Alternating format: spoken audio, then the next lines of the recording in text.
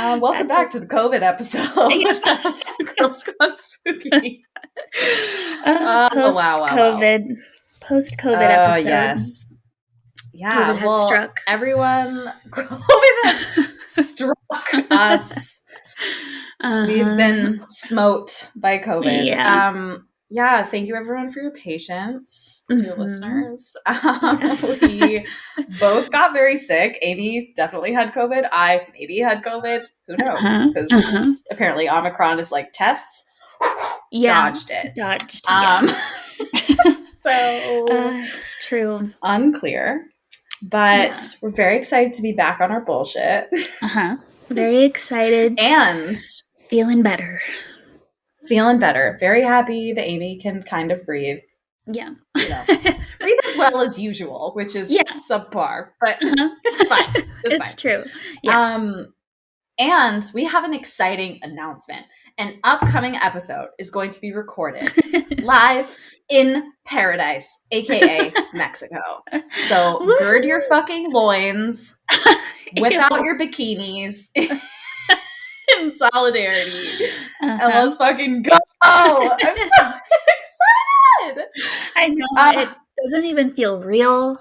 No, it doesn't feel real. Thrilled. Yeah. When's the last time we saw each other? Kayla's bachelorette? No, I came to Austin. What was after that?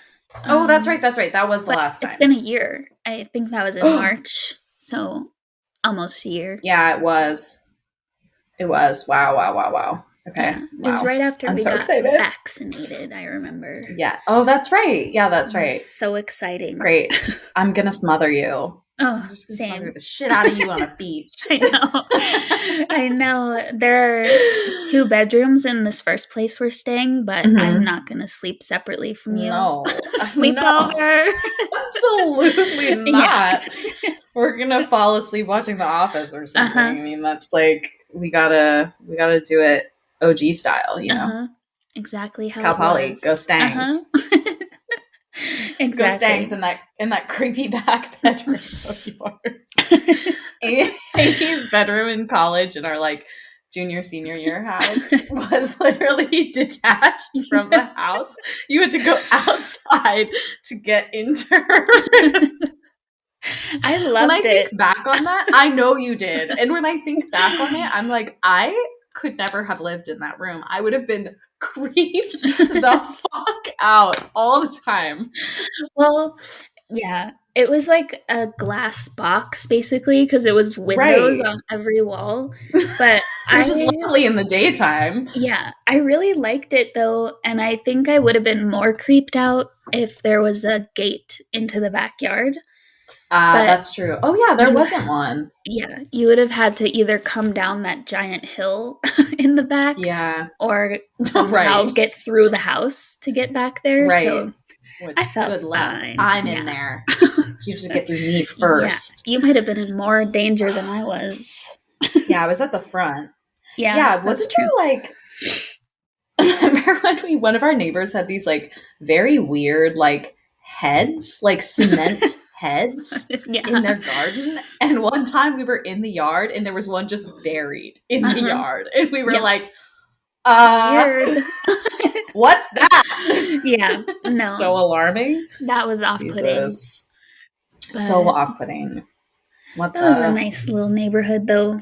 Overall, that was. I liked it. We called our house the Cookie Monster because it was blue, and we all are Cookie Monsters. Cookies, so yeah. We love cookies. It is plain very and simple. Plain and simple. Yeah, I think so. We definitely have to brainstorm about what Mexican-themed topics to discuss. So no spoilers for you spooky bees, but that will be coming. We'll probably have one more episode before that episode. So oh my god, it's so soon. Really trying to, I know. I'm so excited.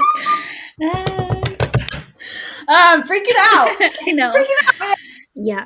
Freaking out. Yeah. So we're just trying to like really extend the anticipation for ourselves because us going to Mexico isn't that exciting for you all. I recognize that, but let us live, you know?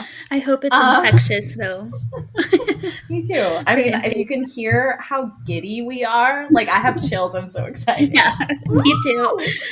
I kind of feel like I could just like projectile vomit. I'm so excited.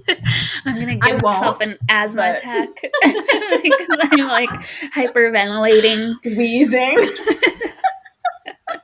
Exactly. Wow, we're thrilled. Yeah. Well, back to present day. Yes. Today we are discussing spooky hikes. Which like feels like a really funny topic, but I will say I almost feel like we're going to need to revisit this topic because I found so much stuff. Yeah, I was thinking the same. I found a lot, but then also I was like, I've been overwhelmed trying to get back to real life from COVID. And so I found other people's stories, and that's what I'm relying on today. Ooh, I love that. I love that. Research.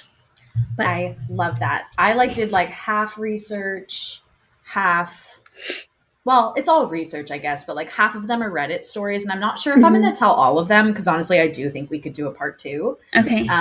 There are just so many. So we'll see, time permitting, how much I can get through. But I have like pages. Amazing.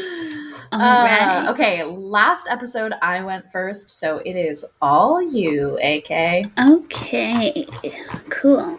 So, yeah, like I said, these are other people's stories, so I need to give big credit to them. But I'll do that as I tell them. Exactly. Amazing. So, also, I remember that in our last episode, when we mentioned that this was going to be our topic, I had 2 like non-supernatural scary hike stories come to my mind.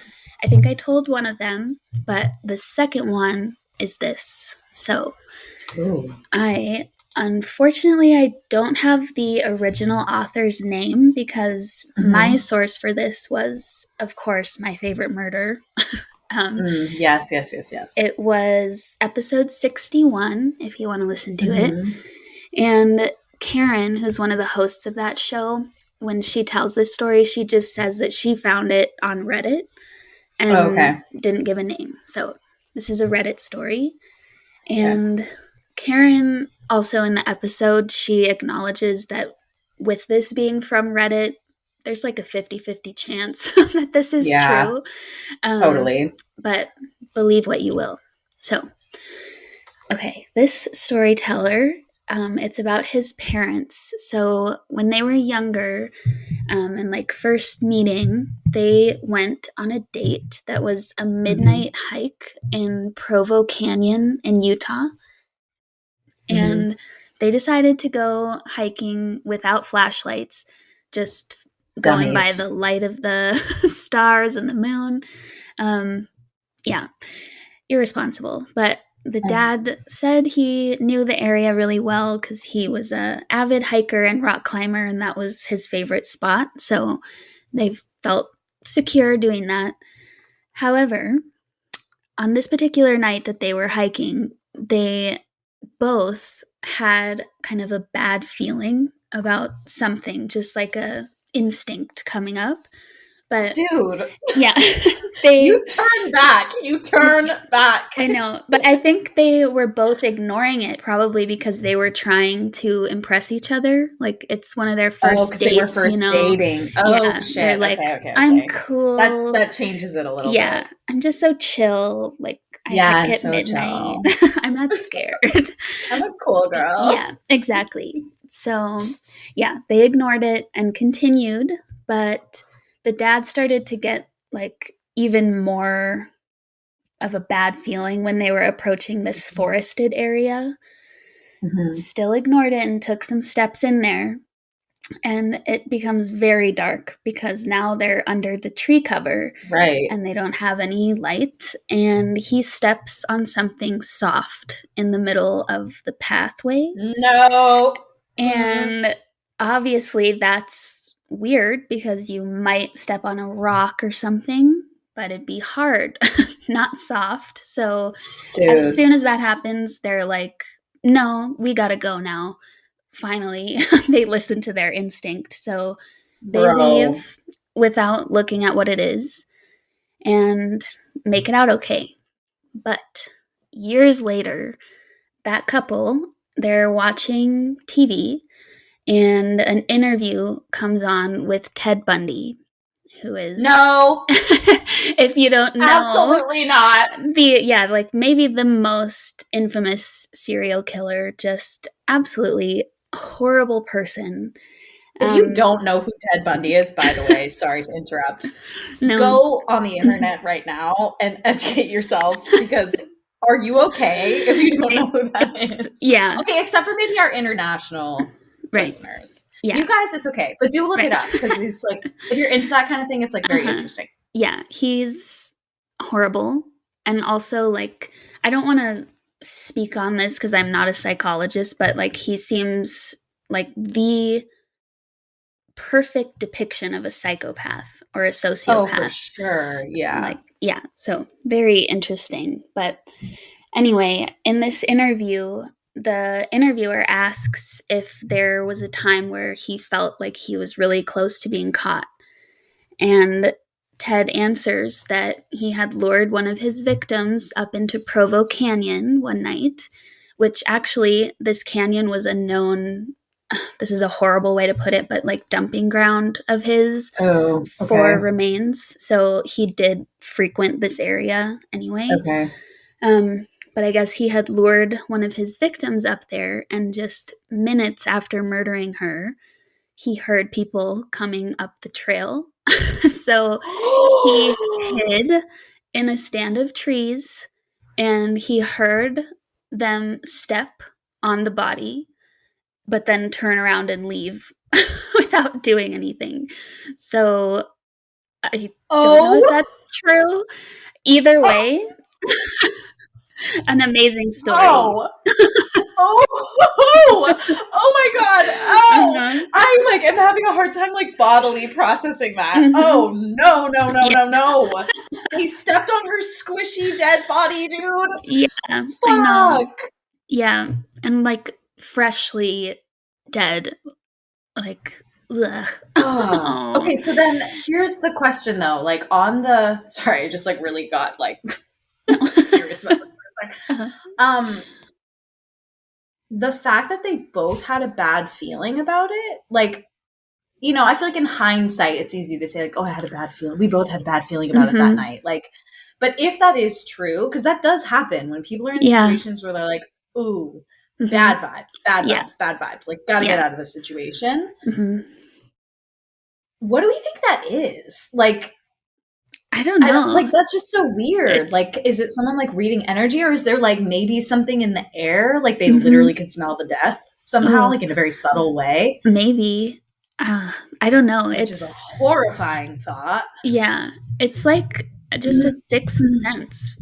Like we Yeah, talked about whenever we were talking about dogs. I can't remember what yeah, episode that was. yeah, Where they're able to sense things before they happen. I mean, we must have a little bit of that if we can recognize when we're right. in situations that are Yeah, dangerous. So, dude, I don't know. that's insane Yeah. and so freaking creepy, dude. Yeah. I hate it. But yeah. Anyway, that's not ghosty, but it's scary as hell. So, It's that's scary as hell. yeah. The first of the two non-scary ones, was that the one where the girls were going and you could see the guy in the Mm-hmm. background of the video? Okay, yeah, Yeah. yeah. Yeah. That's on our last episode, episode 16, I think. So Yes. if Yeah. you're interested in revisiting that, go for Yeah, it. and if you want, you can find that video of the man walking behind them, but it's really uncomfortable and sad. So Oh. maybe wouldn't recommend it. Remind me, did they know he was there and they were videoing him? Well, so unfortunately they found the girls' bodies, so they don't know Yeah, the full story, but they were yeah, guessing that they were probably filming because they knew he mm, was back there. yeah. And they were And creeped out. yeah, because the angle of it is like they were both in the shot, but it was more focused on the background where the man was walking. So it wasn't like their faces Okay, centered. so it wasn't like a selfie of them. Yeah. Okay. It was, awful. Okay. Well, now we'll get to a ghosty one. Yay. But yeah, this is another, again, somebody else's story. And I, of course, heard this on a podcast called Spooked, which I think you listen to, right? Yeah. Yeah. On occasion. Okay. It's so good. And it's kind of similar, I guess, to what we do, but it's just people writing in with their own stories. So this one really stuck with me because it came out like 3 years ago, and I think I listened to it shortly after that, but I still remember like all the details. Yeah. So anyway, this story comes from a man named Shane Dunphy, and he's a social worker in Ireland.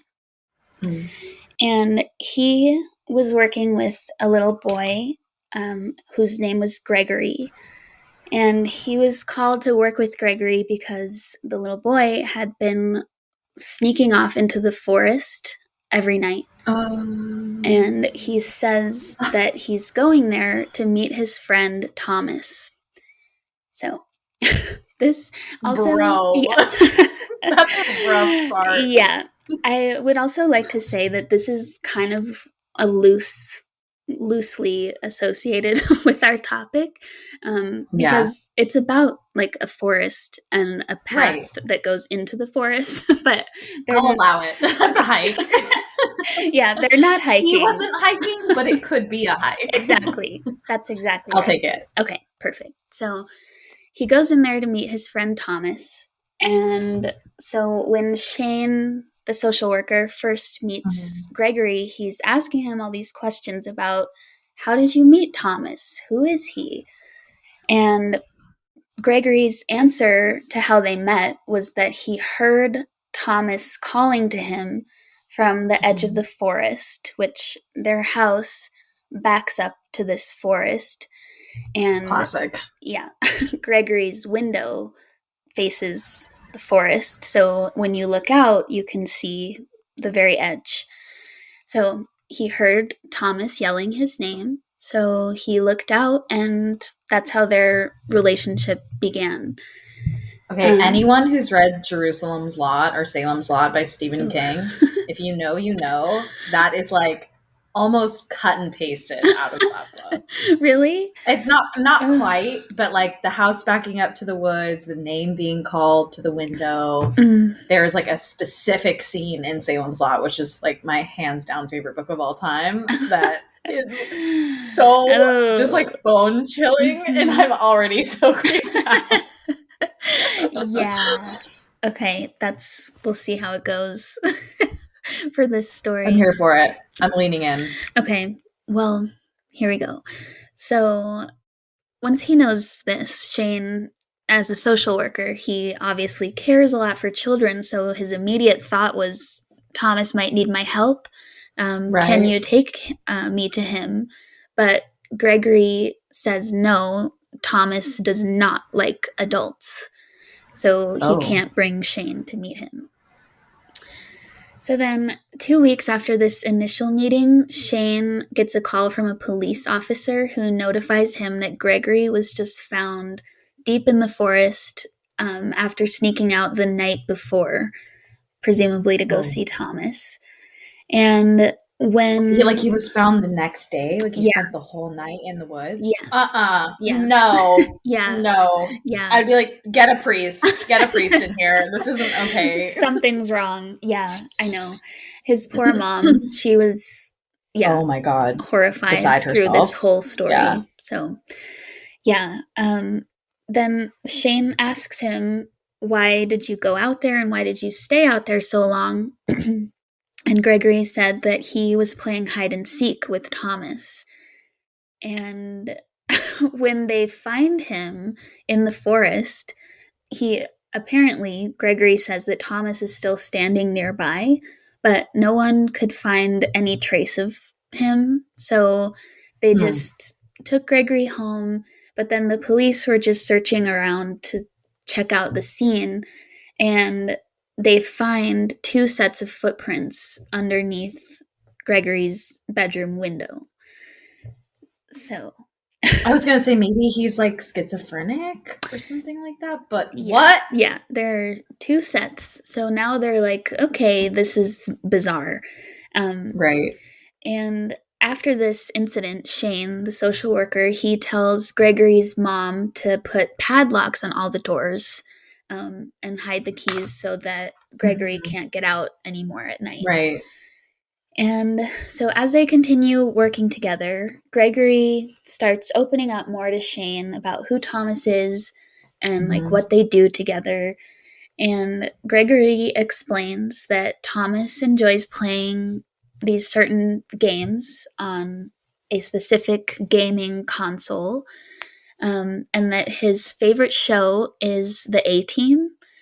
And all of Thomas's favorite things were popular in the 80s, which strikes Shane as being really odd because Gregory is only like 10 years old, and it's 2007 at this point. So it's Weird. like, where is he getting these references? Retro. Yeah. So okay. After Gregory tells him that, he is like, wait, also, how are you finding these things out? Like, how are you still playing games together? And Gregory says that now Thomas is coming inside the house. And no, absolutely fucking not. No. But yeah, he said the language he used was that he would wake up and Thomas would be in his bedroom. So it was absolutely fucking not, dude. No, you move, you pack up, you fucking leave, exit. It's fun. Yeah, no. But okay, so he said it as if Thomas is just showing up, but later the mom finds that the window is open. So it's like Gregory is still letting him in. It's not like he's just appearing. But either way, that's creepy as shit still. Yeah, exactly. So I don't want someone climbing in my window. Don't do that. No, definitely not. With permission only. Yeah, definitely not. So after that happens, Gregory's mom sets up a video camera because she's like, oh, this is not going to end well. And so she captures some footage of Gregory having a conversation with some unseen person. And you can hear 2 voices on the recording.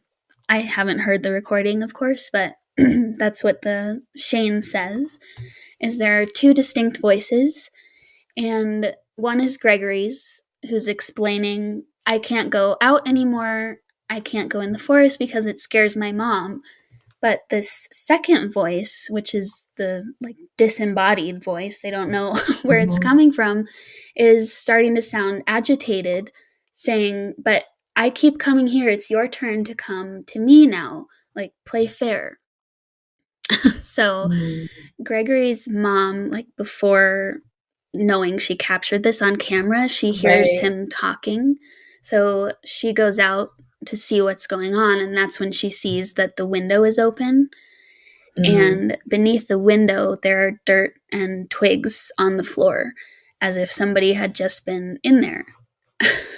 I am covered in goosebumps. I don't know why this story is like scaring me more than any other story you've ever told. I'm really genuinely creeped the fuck out. Yeah, it has it all. Like weird children, forests, creepy children, dude. That's it. Like hands down, creepy children. Stop there. Like I know, and with like evidence.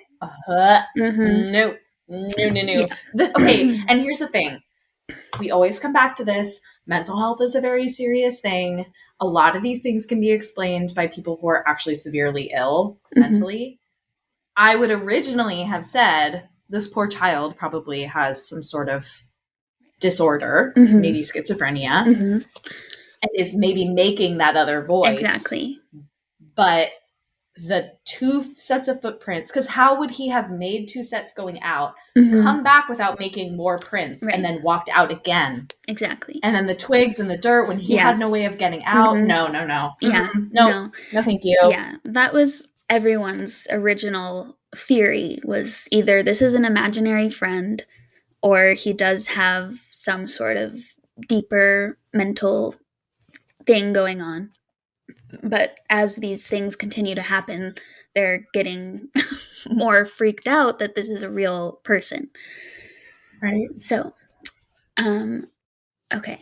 After that with the window, Shane becomes way more insistent that he has to meet Thomas because this could be dangerous for Gregory and he might just not understand. But Gregory again insists that he can't meet him because he doesn't like adults. So at some point in just trying to figure out what to do, Shane hears a story that had sort of become like an urban legend. And trigger warning here for both sexual assault, incest, and suicide. Oh, shit. So it's a lot. Yeah. Okay, so the story is that a young woman in this town was impregnated by her father, and to hide what he had done, the father hid his daughter in a cabin in the forest where she eventually had the child, and they lived in isolation, basically. And after some digging around, though, Shane finds some newspaper clippings about that very story. So it was not a legend, it was actually real. And the clippings date back to the 1980s, which, if you remember, Thomas's favorite things are from the 1980s. And another interesting piece of the story is that this first article he finds is about the father, and that man's name was Thomas. And the second article is about the woman's suicide after her mental health was deteriorating, being out in the forest for all that time. And after having been raped by her father. Exactly. Yeah. So, and in that article, for some reason, they included a picture of the house that they had been living in, including of the inside.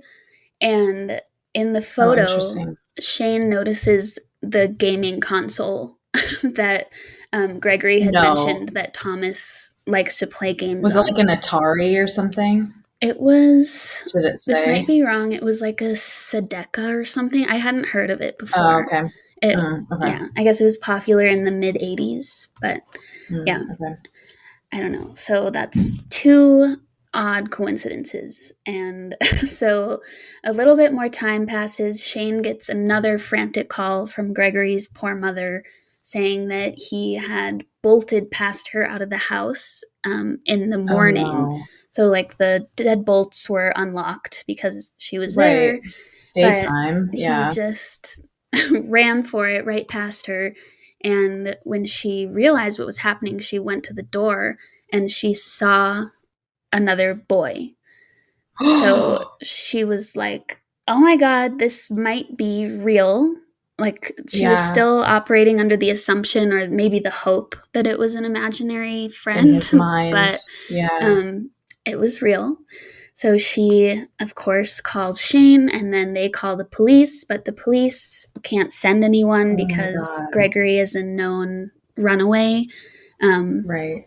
And they're like, he'll be back. What a stupid rule. What a stupid fucking rule. I know. That's so dumb. What if there's a child, a physical living child out there in harm? Right. In harm's way? That's awful. Yeah, I know. Stupid rules. But yeah, thankfully Shane and the mom don't accept that. So they go out. They're able to find more footprints and follow them into a clearing in the woods where they find a rundown cabin that's basically in ruins at this point. And they see Gregory leaning against the wall of this cabin asleep.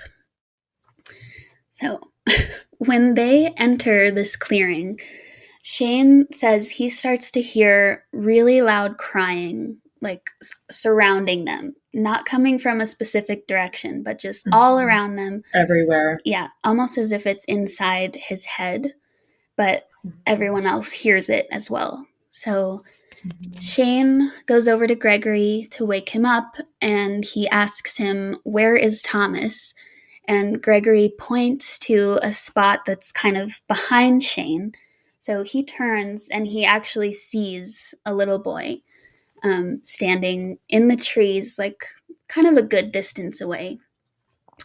So he turns back to Gregory to say something, and then suddenly, like in a inhumanly fast flash, Thomas is standing next to them. So he came over somehow super fast, and he doesn't say anything, but Shane is just looking into his eyes and trying to register what's even happening. Yeah. And then suddenly there's a look on Thomas's face. It's just a flash of either fear or some sort of realization, and he just disappears. And Shane said it looked as if Thomas had had something like wrapped around his waist, and then it got yanked backwards into the forest. What? Yeah. So he was gone. Oh. Yeah, I know. And at this point, like, they're just, yeah, awestruck. That's not even the right word. Yeah, Just, how do you even, like, as a human, like a rational yeah, human, how do you even, like, process yeah. that? What? I don't know. I think he did write a book, actually. I should have looked this Oh. up first, but I think he did. I'll look it up after. But Oh, yeah. could be I'd love to interesting. read that. That's Yeah. so interesting. Yeah. So, last little piece. After that happens, they leave the forest, and a few days later, they're still trying to process, and Shane is visited by a local priest whose name is Father Malone. He's called Father Malone. And in Shane's investigation of that story about the young woman who was forced to live in the forest and was raped by her father, Father Malone's name had come up as somebody who might have more information. Oh, interesting. And yeah, actually, Shane had tried to speak with Father Malone earlier in the story, but he declined to speak with him for whatever reason. So during this visit with Father Malone, after the forest incident, he says, I have to come clean about something. The young woman in that story, I knew her, and she had confided in me that she was having violent thoughts about harming her child. Whoa. So, Father Malone, Because, like, because the of this, articles didn't say, because the second article that talked about her unaliving herself didn't talk about her child, right? I believe it mentioned that she had a 10-year-old son, but they didn't give his name or any information What happened to about him? Yeah, what okay. happened. Yeah. Okay. So, yeah, and that's actually kind of important. Like, even though he was mentioned in that article, no one really believes that she actually had a child. They kind of thought, God, this poor yeah, woman. What the I know. hell? I think it must have been because her mental health was suffering, and so people made assumptions about her and thought that her saying she had a son was a figment of her imagination. But it was real. She did have a son, and Father Malone had seen him and knew. Yeah. And he had been paying them visits because the mom, with these violent thoughts, he wanted to lend an ear. He didn't know what else to do other than listen. And so one of the days that he went to visit her, she came out of the house covered in blood. And she confessed, excuse me, that she had murdered her son. No. Yeah. And so Father Malone goes to tell the police, and they never investigate. because Dude, the 80s? Like, come on, guys.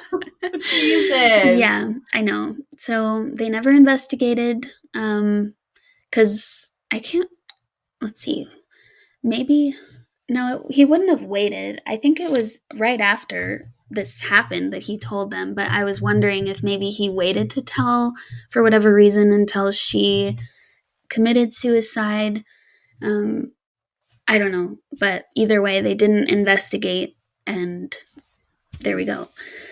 So Father Malone tells Shane at this time that he is certain that what they've been seeing and experiencing is the ghost of that young woman's child named Thomas.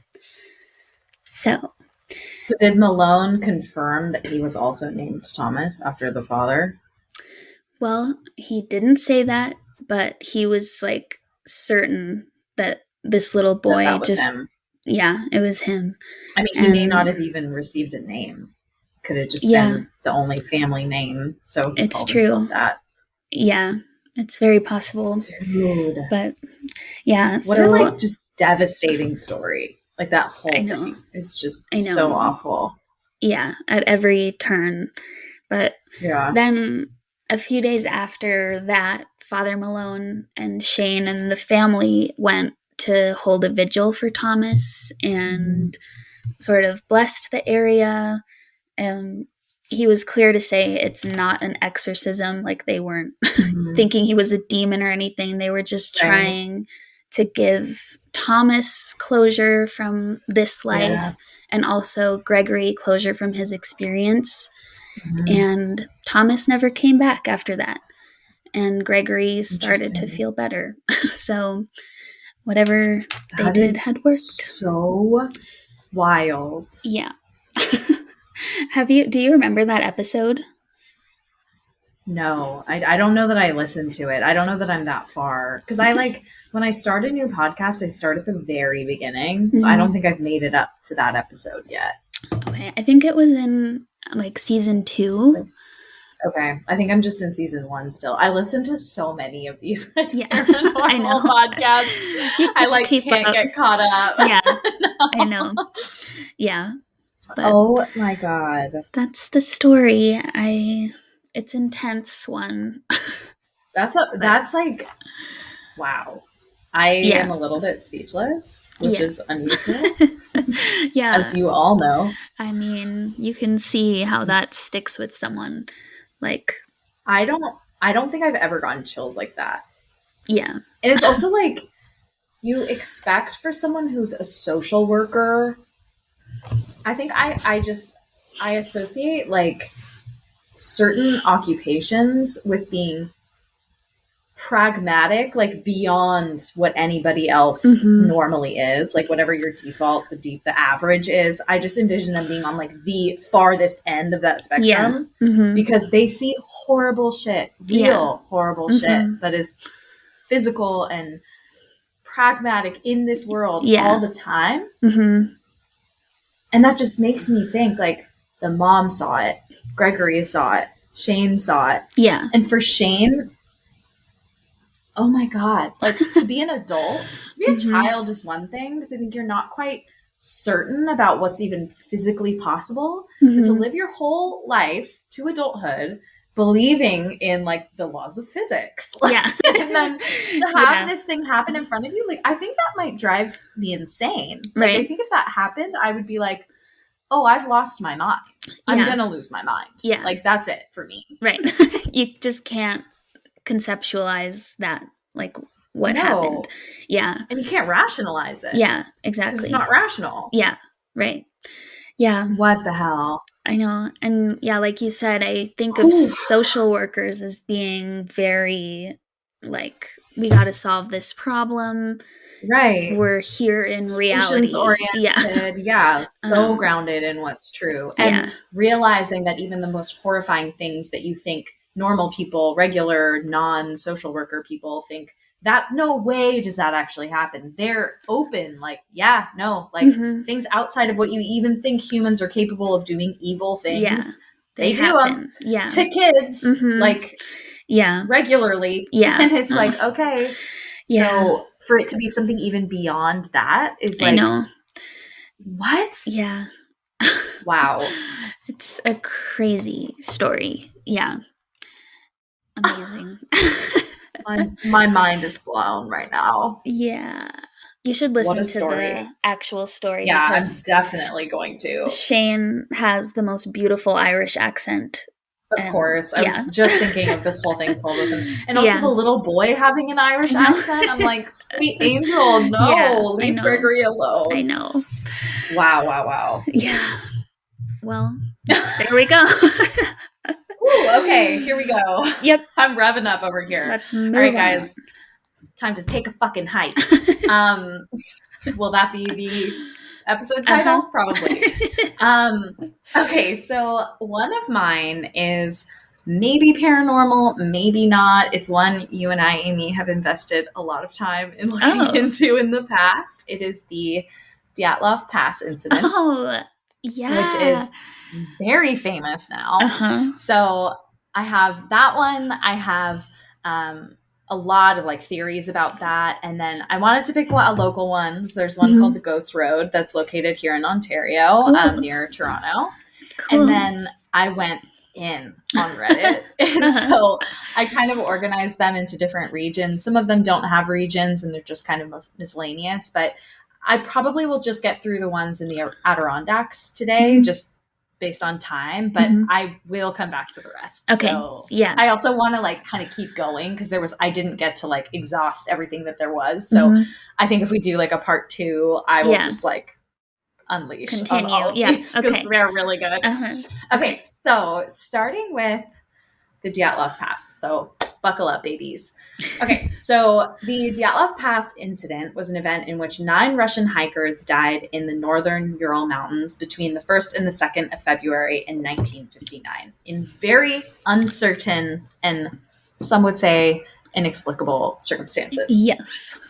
This was a very experienced trekking group from the Ural Polytechnical Institute led by Igor Dyatlov. So just a quick note, they named the pass Dyatlov Pass after this incident. So it's called the Dyatlov Pass incident, but it's actually named for him because he led this group. They died near to there. So it's actually not the pass where they died. It's like a little ways away, but it just made sense to name that one. Yeah. So they had established a camp on the eastern slopes of, I'm going to butcher this, so I'm so sorry for any of our Eastern European listeners, Kalat Siakal. During the night, something caused them to cut their way out of their tent and flee the campsite while inadequately dressed for the heavy snowfall and sub-zero temperatures. After the group's bodies were discovered, an investigation by Soviet authorities determined that 6 had died from hypothermia, while the other 3 had been killed by physical trauma. So then they go on to detail like what actually happened to each of them. So one victim had major skull damage, 2 had severe chest trauma, and another had a small crack in the skull. 4 of the bodies were found lying in running water in a creek, and 3 of these had soft tissue damage of the head and face. And to go into more detail, 2 of the bodies were missing their eyes, 1 was missing its tongue, and 1 was missing its eyebrows. Yeah, it's gruesome, so sorry, but gruesome. So the investigation concluded that get this, quote, compelling natural force had caused the deaths. Okay. And people were like, what does that mean? Yeah. So numerous theories have been put forward to account for the unexplained deaths, including animal attacks, hypothermia, avalanche, katabatic winds. I don't know if I'm saying that right.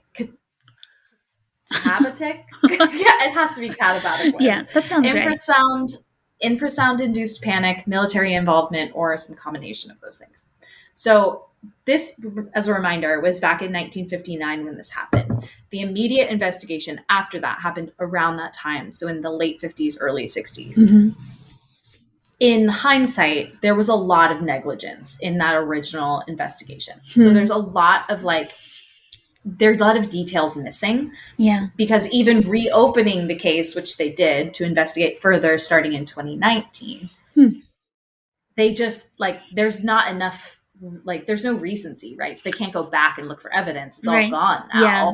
So they're going off of what they have in the original files, but they already know factually there's a lot of, like, objectively, there's a lot of information missing. So Russia opened a new investigation into the incident in 2019, and its conclusions were presented in July 2020 that an avalanche had led to the deaths. So survivors of the avalanche, according to this report, had been forced to suddenly leave the camp in low visibility conditions with inadequate clothing and had died of hypothermia. Later, a pass in the area was named Dyatlov Pass in memory of the group. So an examination of the 4 bodies originally, which is what they were investigating again, like revisiting in 2019, really shifted the narrative of the incident after originally saying it's just some natural, like massive natural force. We're like, what does that even mean? So journalists who had reported claimed the following: 6 of the group members died of hypothermia and 3 of fatal injuries. There were no indications of other people nearby on this part of the trail apart from the 9 travelers.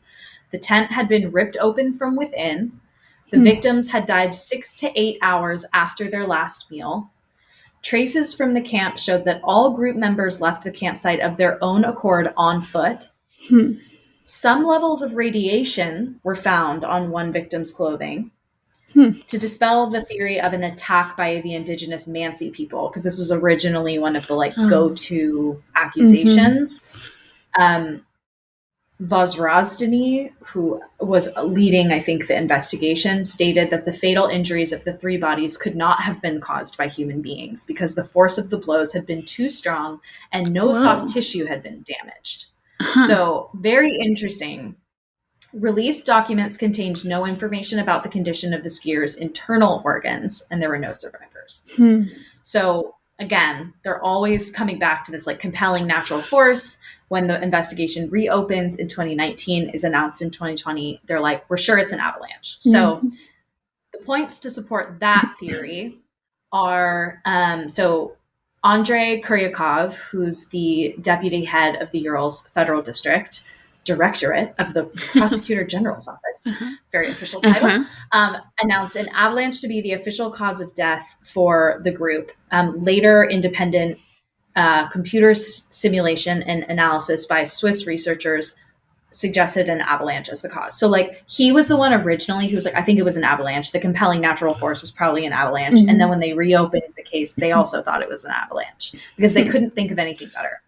One of the like very popular kind of contrarian opinions was that it was a Yeti. So the eyes missing, the eyebrows ripped off, the tongue ripped out. They were like, what if it's the Yeti? So there was an American skeptic author named Benjamin Radford suggested that an avalanche is definitely more plausible than the Yeti. And this was his theory, that the group woke up in a panic and cut their way out of the tent either because an avalanche had covered the entrance to their tent or because they were scared that an avalanche was imminent. Better to have potentially a repairable slit in a tent than risk being buried alive in it under tons of snow. They were poorly clothed because they'd been sleeping and ran to the safety of the nearby woods where trees would help slow oncoming snow, which is smart. In the darkness of night, they got separated into 2 or 3 groups. One group made a fire, hence the burned hands, because there were burned, some of them had burned hands, while the others tried to return to the tent to recover the clothing since the danger had passed. But it was too cold and they all froze to death before they could locate the tent in the darkness.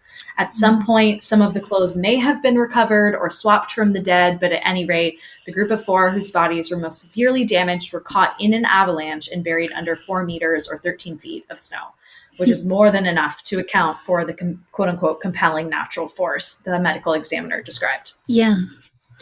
Dubinina's tongue, who was the one with the tongue missing, was likely removed by scavengers and ordinary like predators in the area. So they think like an animal did that. Now, why were the eyes missing? Why were the eyebrows ripped off? There's still a lot of questions. And also, if there was a predator, why wouldn't they go for the rest of her? Why would they just open her mouth, take her tongue, specifically, and then leave? Seems a little weird. So the contradictory evidence is the following. 1, the location of the incident didn't have any obvious signs of an avalanche having taken place. So there we go. That's a little weird. Compelling, yes. An avalanche would have left certain patterns and debris distributed over a very wide area, especially an avalanche that would have created this much of a force. Mm-hmm. The bodies found within a month of the event were covered with a very shallow layer of snow. And had there been an avalanche of sufficient strength to sweep away the second party, the people who didn't die immediately, these bodies would have been swept away as well. So this would have caused more serious and very different injuries in the process, and would have also damaged the tree line, which is very important detail, because they fled into the trees, they think, for cover. Second one, over 100 expeditions to the region had been held since the incident, and none of them ever reported conditions that might create an avalanche. Ever. Interesting. Which, avalanches happen in the same places over and over again because of the topography. Yeah. So weird. Very. A study of the area using up-to-date terrain-related physics revealed that the location was entirely unlikely for such an avalanche to have occurred. The, quote, dangerous conditions found in another nearby area, which had significantly steeper slopes, were observed in April and May, when the snowfalls of winter were melting. During February, when the incident occurred, there were no such conditions. So even in the more dangerous areas, at that time of year in February, it's highly unlikely there would be an avalanche. Wow. Number 3. Analysis of the terrain and the slope showed that even if there could have been a very specific avalanche that found its way into that area, its path would have gone past the tent. The tent had collapsed from the side, but not in a horizontal direction. And it's like, if an avalanche is going to hit your tent, the whole damn thing is going to go. Right. Yeah, that's for sure. Dyatlov, another thing to note, Dyatlov was an experienced skier, and the much older Zolotaryov was studying for his master's certificate in ski instruction and mountain hiking. Neither of these two men would have been likely to camp anywhere in the path of potential avalanche. These were not just like noobs out in the snow. These were like people who had dedicated their lives to living in nature in this way. Yeah. So very weird. Footprint patterns, because they had concluded that everyone fled of their own volition from the tent on foot. Footprint patterns leading away from the tent were inconsistent with someone, let alone a group of 9 people, running in panic from either real or imagined danger. All the footprints leading away from the tent and towards the woods were consistent with individuals who were walking at a normal pace. That's so creepy. It's very creepy. So here are some of the... It feels, based on the contradictions that exist, that it wasn't an avalanche. Like, all the officials are saying, it's an avalanche. We're sure. We did multiple investigations. We're sure it's an avalanche. It's like, okay, well, clearly it's not. Yeah, I'm not sure about that. So, seems kind of sus. So, other explanations that people have are this katabatic wind, which could be that same, like, instead of snow, it would just be air, like, that would create that immense kind of force. It's almost like a freak of nature kind of accident. Like, it's one of those things that doesn't happen. It happens very rarely, and it creates like intense force that's very unusual. Infrasound is another one that, like, potentially some infrasound apparently can cause, like, to the human brain, like, immense panic. So if they had, like, panicked and ran out, but again, they didn't run. Walking. They, like, casually walked out. So it's very weird. And then military testing is the last one. So there are a few different theories that kind of ladder up into that category. But it's just very weird. And I think, you know, if you want to go the like Yeti route, I guess. What are they called? The abominable snowman. No, not that. A cryptid. A cryptid. Oh. That's technically a cryptid. I was on a different. Yes, the abominable snowman. Bigfoot. I love it. Yeti. Yes. It, like, if you want to go the cryptid route, sure, maybe the Yeti.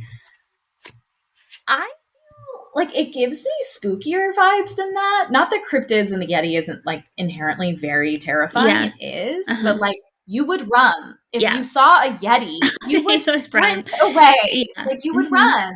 Yeah. So, I don't know. To me, it feels almost like not possession, but like just something really fucking weird and unexplainable happening that just doesn't feel natural to me. Yeah. No, I agree. Did you say this already? And they're like, oh, all sealed up. Yeah. Like, oh, we're good to go. 2020. Yeah. Like, it's avalanche, obviously. Just come on, guys. Tired of looking into it, probably. Literally. I'm like, finding answers. Right. Yeah. Did you say already that is anyone's theory that somebody within the group like murdered people, or was that they said it wasn't possible because the force was too strong? Yeah, the force was too strong. But here's the thing. Like, if we look back on like our exorcism episode, people, I mean, there is, there are scenarios in which people have supernatural strength. Yeah. So even in times of crisis, like mothers lifting cars to free their children, like adrenaline will do a lot. And if you're in a like majorly like critical, like life or death situation, your adrenaline would be high. Yeah. So yes, I mean, it seems plausible to me that that's at least a possibility. Right. Especially with the walking part, because if they were with their companion who for some reason was like luring them or I don't know. Getting them to leave the tent or and they say they died 5 to 8. So, it's like, what if someone poisoned the rest of them, or what if someone just snapped? I don't know. It's really creepy though. Yeah. It gives me like very Blair Witchy kind of vibes for some reason. I don't know, dude. It's creepy. Yeah. It's creepy. And it's another one that we'll probably never really know the truth. No, because it was so negligent when the original investigation was happening. So we probably will never know. Yeah. How frustrating.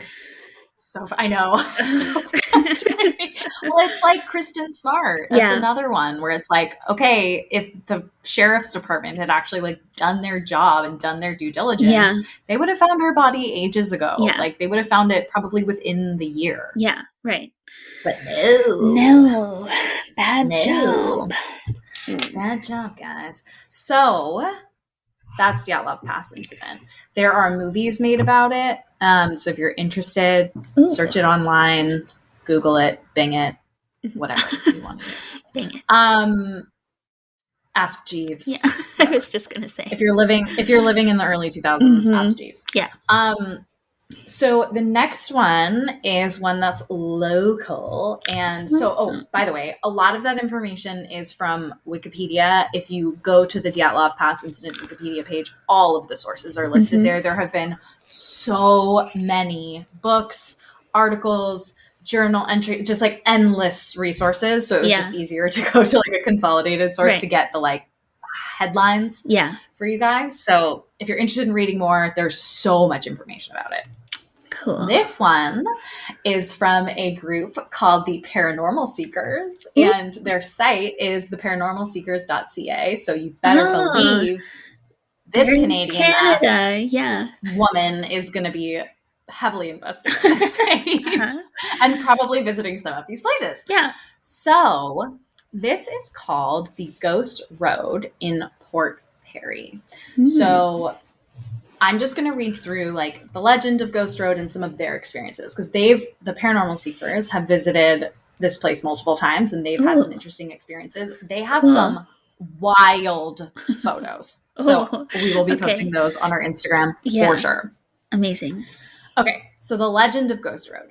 So one of the best known haunts in Ontario is Scugog's Islands. Scugog Island. I don't know where that is or what that is. Ghost Road, just outside the quaint village of Port Perry. This has been the site of many interesting phenomena, as well as the birth of many legends. One virgin says. This virgin. Go with it. One version of the legend goes that sometime in or around the year of 1957, specific, a young man was testing the limits of his motorcycle on an old concession road up on the island. He was on a straightaway and pushing the engine as fast as he could. The road is short, so he soon realized he was running out of room and was quickly approaching the intersection where the 9th concession meets. About 100 meters from the south end near a large tree, he lost control and plowed into a field. He caught himself on an old, rusty barbed wire fence and was decapitated. Oh. Yikes. Yeah. Some say his head bounced off the rock.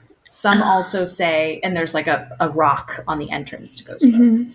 Some also say that he simply banged his head on the rock and that it is still located. The rock that is still located on the road. His head is not located on the road. Why is it still there? And met his end that way. So just blunt force trauma to the head. It is this story that goes along with the reports of the large, round, white light heading down the road that when it passes you, it then turns into a small red light. So a lot of people report seeing that. It's like one big white light like you'd see on the front of a motorcycle and then the red light in the back. Interesting. There are also occasional reports of the sounds of a motorcycle to accompany the light. This location was also home to a well-traveled native or indigenous footpath. So there's always potential for some indigenous energy. Right. There have been many artifacts, including indigenous remains, unearthed in the immediate region, with many psychics over the years visiting Ghost Road. A lot have reported that there is other strange paranormal activity that is present there. Some Durham college students went out and caught phantom lights on film. So this does exist, and the light can be seen from either direction. So there's a lot of photo evidence of weirdness happening in this area. And they talk about orbs in their experience, and this is kind of a teaser. When they say orbs, it's not like, oh, that kind of looks like a dust, a little fleck of dust, or like a bug. No, these are like crystal ball size, like pomelo size. Yeah. Like they're huge. Like undeniable. And it's like you can't not see it. It looks like lamps. Like you're like, what is that? And it's like, oh, those are the orbs. Like what? So we'll definitely post that. Wow. Yeah. For decades or possibly longer, people have been reporting strange and inexplicable phenomena occurring on Ghost Road. The most common of these is the mysterious white light, the headlight of a motorcycle, according to legend, and a smaller red light, the tail light. Other anomalous phenomena include the sighting of ghostly beings, cars being pulled forward and backwards by phantom children. Whoa. Electrical anomalies, like stopping under the big tree or the weeping willow and have your car go dead only until it's pushed away from under it, where you have to get out and push it out. Batteries draining and equipment like cameras malfunctioning. People have reported UFOs in this area, very strange sounds, no cell range or cell phones suddenly dying even when batteries are full, and other various strange occurrences. So interesting. In 1827, they also note, the town of Lindsay was founded by Mr. William Purdy and his sons Jesse and Hazard. I'm going to name my firstborn Hazard. Hazard. This is my son, Hazard. The town was first known as Purdy's Mills. Purdy, I'm Hazard Purdy. Like, come on. That's an excellent name. Yeah, that's great. Purdy built the first dam in the winter of 1827 to power his grist mill. I don't know what a grist mill is, by the way. So if anyone knows what that is, I'm just going to Google it. Yeah, please. The dam was 10 feet high and located on the Scugog River in Lindsay. The dam flooded the area near Port Perry, creating a lake in Scugog Island, which is the location of Ghost Road. And that's how Scugog Island was born. So their experiences on Ghost Road have been different. They've observed the light coming from the north, not the south. Most people see it coming from the south. We've also witnessed several other beings on the road. So we'll get into their experiences. Yes. So the first one is December 5th, 2004. Our first visit to Ghost Road. The sky was clear. Temperature was approximately 2 degrees Celsius, which is around like 40-ish Fahrenheit. When we arrived, one of our group members stood in front of the car, which was facing north with the headlights pointed at the rock, and took a picture of Rachel, who's one of the paranormal seekers. She took a picture with the infamous rock. We then drove up and down the road approximately 4 times, each time stopping along the way to take pictures. We saw the light, but it was going the wrong way. So typically it's coming the other way, northbound, and it was coming southbound for them. Okay. So December 6th, 2004, so the next day, 12 p.m., cloudy, damp with a slight wind, 0 degrees Celsius. When we arrived to Ghost Road, we parked the car facing north. Rachel took a picture of Brenda and Chantel at the rock. We then drove up and down the road, stopping along the way to take pictures. It felt very odd this time, like someone was watching us. Chantel took her foot off the gas and let the car run on its own. So the car's like coasting. The car somehow managed to pick up speed on a flat surface as if some invisible force was pushing us along. So the picture that we'll share on social, this is the one with the like intense orbs. And there's actually the image of a native boy above their heads. Whoa. So I will post that. Oh, I can't wait to see. Very weird. December 10th, so 4 days later, also 2004. It was about 9 p.m. Like, why are you out there at night? Just don't. Yeah. Just don't. Cloudy with light snow on the way up to the road and -5 degrees Celsius. She's getting chilly. Yeah. The snow on the road was falling very gently. Sounds peaceful, lovely. We brought 2 cameras with us this night to see if we could catch the same images on both of them. We felt very uncomfortable for the first time on the road. Pictures came back with large blue dots. Snowflakes do not look blue on film or on camera. The snowfall then turned quite heavy, but only in the middle of the road. Everywhere else, the snow was falling lightly. Whoa, that's weird. Yeah. So it's almost like that could just be a natural thing, but it's just kind of a weird coincidence when they're already feeling super uncomfortable. Yeah. So January 21st, so a little over a month later, 2005, it was 9 p.m., cloudy, -10 degrees Celsius. When we arrived at Ghost Road, Brenda and Chantel got out of the car and Rachel took their pictures by the rock. We then drove up the road where we met another car. We used a voice recorder to see if anything would be picked up. After that, we turned around and went back down the road towards the rock. When we reached the end, we turned the car around to face the other direction. Upon doing so, we all witnessed a huge yellow light hovering above the ground beside the 2 headlights of the other vehicle on the road. Whoa. We waited around to see what it was. We suddenly all got the feeling that we needed to leave. A sense of immense fear overtook us. At that moment, the other car that was under the huge light started flashing their headlights at us and came towards us at an alarming speed. Whoa. We all got the distinct impression that they were telling us to get the hell out of there ASAP. We turned around and put the rock behind us and proceeded to go down Pine Point Road. As we were driving away, the other car passed us as if we were standing still. We figured from calculating our own speed that they had to be going at least over 150 kilometers per hour. Whoa. Which is like, I think that would be like 90. Yeah. It's fast. It's going really fast. The floating light that night was high enough it would have been sitting above a 4x4 truck. And mysteriously enough, not from the direction that you would normally look for the light. So again, it was coming southbound. Yeah. It was really high up as if it was like in the sky. So I wish they had like flagged down that other car and figured out what they saw. I know. They were probably going too fast though. Yeah. They were like, okay, well, we're not going to get arrested. Yeah. Trying to follow these people. About a month later, February 8th, 2005, 7:45 p.m., dark sky, cloudy, 0 degrees Celsius.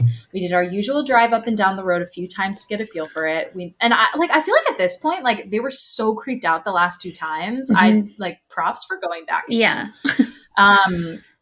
They're dedicated to like the statistical significance. It sounds like it's like science. Seriously.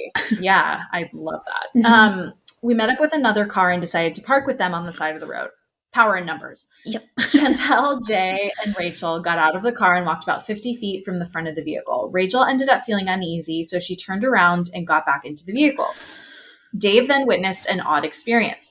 Dave is deaf in one ear, but heard a little boy named Daniel telling him about Ghost Road and his experiences. When the car in front of us left, we followed. Everyone that night saw or heard something. So weird.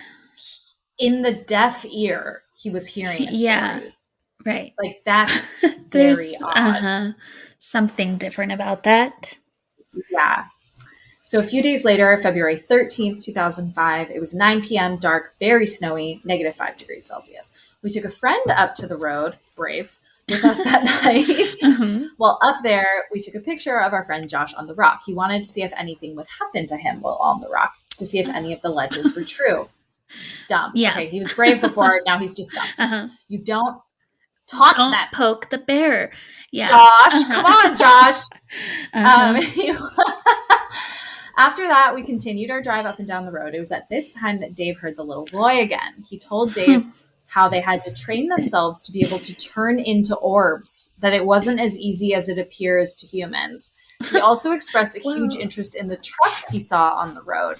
In his time, trucks did not look the way they do now. He told Dave he died at 8 years old. He went into the woods to play hide and seek, and all he could remember was the landscape was completely different when he finally came out. It was at that time that he realized he'd been dead for many years and was stuck there. Whoa. These kinds of things are where I'm like, okay, is this guy Dave just like kind of a like spiritualist weirdo? Yeah. But that doesn't explain the other things though. No. Like even if he is and you just discount his experience, it's all still weird. It's still weird. Yeah.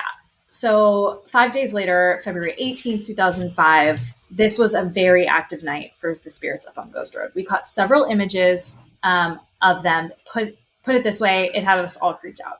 Every time we go to the road, Brenda is able to make contact with the children and other spirits. Sarah, a child spirit who talks to Brenda when we are there, says that she knows everything. She's the eldest child on the road. She is 14 and was born in Canada. Her life came to an end on the road. Brenda described her as having long brown wavy hair, brown eyes, and wore a blue jean jumper with a long-sleeved red shirt. The red shirt had 2 buttons in the middle that were left undone, and she also wore running shoes. So it's like very specific. Yeah. It seems like if these are like kind of woo-woo weirdos, like, I don't know, that's just like, why would you include that much detail? Yeah. I'm going to skip past some of these details because there's a ton. But Brenda felt that if she went into the woods to follow her, because Sarah wanted Brenda to follow her into the woods to show her where her body or her remains were. Yeah. And Brenda was like, I get a bad feeling about that. So Brenda said she wasn't allowed, but she could get others that would be able to. So she gave the information to the Durham Regional Police, but they don't think they ever investigated, which is sad because it's like, if it's like a child's body, you want to recover that. Yeah. Like on the off chance, like just send a patrol car out there. Like, it's why not? Not a big deal. Anyway.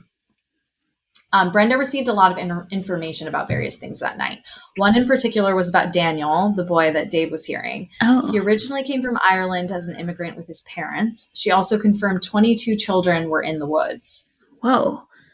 Like spirits of children, 22. Oh. Whoa. Yeah. At one point, we put the car in neutral to see if our car would move forward. Instead, it moved backwards as if we were on a decline. An indigenous spirit contacted Brenda saying he was sorry, but he couldn't seem to get a grip from the front of the car because the shoes he was wearing prevented him from keeping his footing stable. Whoa. So we did stop moving backwards, but it felt like we ran into something hard. When we got out, though, we were in the middle of the road with nothing around us. We did find 2 large handprints on the back of the car. Whoa. Brenda said this is the man who acts as a guardian for the children and wouldn't harm anyone. Oh. So it sounds like a lot of people in their group are like psychic, clairvoyant. Right. So it's interesting. So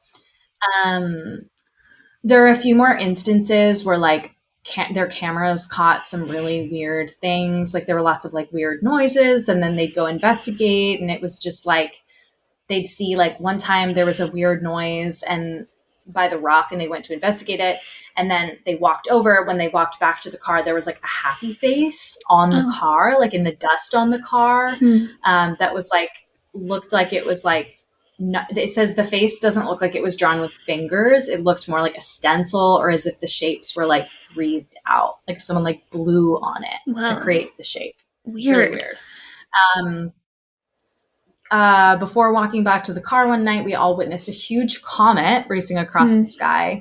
You could see the flame with what looked like a white wave flying off it and leaving a trail behind. This was caught on camera. Wow. So just like cool. Weird kind of things. So you can see why people would think like, oh, it's a UFO. Yeah. So yeah, super weird. And I really want to go. I was going to ask if you wanted to go or if this was like, no, I don't want to go at all. I totally want to go. Because that doesn't feel like, I mean, knock on wood, that just doesn't feel that like scary to me. I would not go at night. Yeah. Come on. Yeah. I'm not, okay. I'm not like, trying to die, but I'm trying to get a little creeped out. Yeah. You know? It just seems like it's nothing dangerous, I guess. No, it's just, it doesn't. Things happen there. Yeah. So, okay, so I'm going to read 2 quick Adirondack stories, and then I'm going to cut you guys off because I know this is a long episode. Okay, so these are both from Reddit. Pretty much the entirety of the Adirondacks can be creepy at night despite its daytime beauty. I was camping once and it was on a campground with campsites and outhouse bathrooms. This particular time, though, there weren't many campers and we were away from any other occupied sites, which were way up in the hill. I woke up with the urge to pee in the middle of the night. Same. Every night. Same. The bathroom was on a hill back in the woods. You had to climb up a rock path to get to it, which, like, honestly, I would just, like, pee somewhere else. Yeah. Anywhere else. One side was the women's, other side was the men's. It had wooden doors that didn't latch, which is sus. Yeah. You would just pull it and then it would slam closed. I'm inside doing my business when I hear footsteps that are clearly human footsteps crunching on the dirt and rocks, and then it stops. Neither the men's or the women's door opens or slams. It's just silence. Then more crunching steps around the building, and then they stop. You can hear everything because it's so quiet up there. I never heard the steps walk away or down the path. When I came outside the bathroom, there was no one in sight. I couldn't get back to the campsite fast enough. So that's not necessarily paranormal, but like you'd think if someone's out there trying to murder you, they would do it. Yeah. There were a ton of stories on these. I was on these like two main threads on Reddit. One was like, what's the creepiest thing, paranormal or otherwise, that's happened to you while you were camping or hiking? And the other one was similar, but like a ton of them were stories like this, like going to the bathroom alone, usually women, because like, why are we always the victims? But it's fine. It's like usually alone and like someone trying to get in. So it's like just weird. Unless she like stopped peeing and made it seem like she wasn't in there. Yeah. They'd know. They'd know you were still in there. Yeah. So I don't know. It just seems kind of creepy and weird. I wouldn't have been able to walk out of that bathroom. Like if the footsteps had stopped, I would have been certain that someone was waiting outside. 100%. No, I would have been like screaming for help. Right. I would have lost my shit. I also just wouldn't have gone alone. Yeah. I would have woken someone up, and if they were mad, I'd be like, well, that sucks that you're mad, but like I'm not getting murdered tonight. So sorry. Also, I don't camp, so I don't know why I'm even like putting yourself in this scenario. Yeah. I'm a hotel kind of girl. So adventurous. Okay, last story from me today. Okay. Last story ever.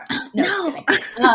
I heard strange noises. I heard strange noises in the woods of the Adirondacks that I had never been able to identify. It was the middle of the night. I was leading a 3-day hike for my summer camp. I've got 12 8 to 10-year-old girls, a foreign counselor from Kazakhstan, and a 16-year-old CIT with me. We're staying the night in a lean-to and some tents on the side of a mountain. At about 1 a.m., one of the girls in the lean-to yells over to our tent to let us know she heard something in the woods. I came fully awake to a loud, low breathing sound, like a long, slow exhalation of breath, almost a deep sighing. It was really loud and very close by. I get out of the tent and I can't see anything. I'm flashing my flashlight around. The girls had all woken up and were freaking out. So I have to carry the two in our tent to the lean-to because they're too frightened to walk the 10 feet in between. Aww. We all pile into the lean-to and the sound continues moving around the camp. It lasts for hours. It sounded angry and persistent and continuously circled us. I told stories and sang songs to try and distract the girls, but every time the sound would come, they would all start crying again. As soon as the sun came up, we packed everything and got the hell out of there. I was 18 at the time and was terrified myself. Yeah. The girls were nearly hysterical and our foreign exchange counselor was losing all composure. I got yelled at by the camp director for bringing the girls back, but there was no way I was going to spend another night on that site. No. We were sent to a different site closer to camp.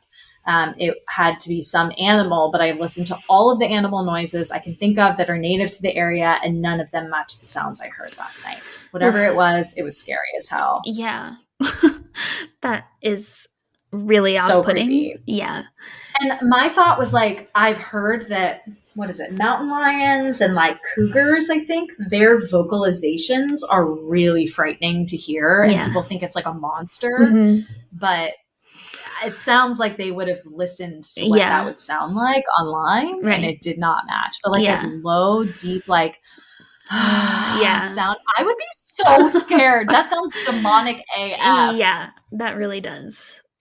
Oh my God. Okay, so I have more stories for next time. Okay. But I'm excited. So yeah, we'll have to do a continuation of this. I don't know if we'll do a part 2 of the hiking or even just like outdoorsy hauntings, or if I'll just follow up on these, but we will figure it out. We'll get back to you guys. I know. I mean, in a week. I saw so many more that we could do. So we could just go for a part 2. Yeah, let's do it. All right, all in, part 2. Okay. Amazing. Well, stay spooky, guys. Yes. Follow us on social at Girls Gone Spooky on Facebook and Instagram. And email us your scary stories. Are there any hikers out there? Hello, the hikers.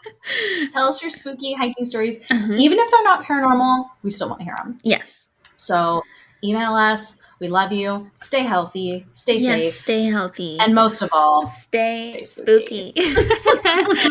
Bye. Bye.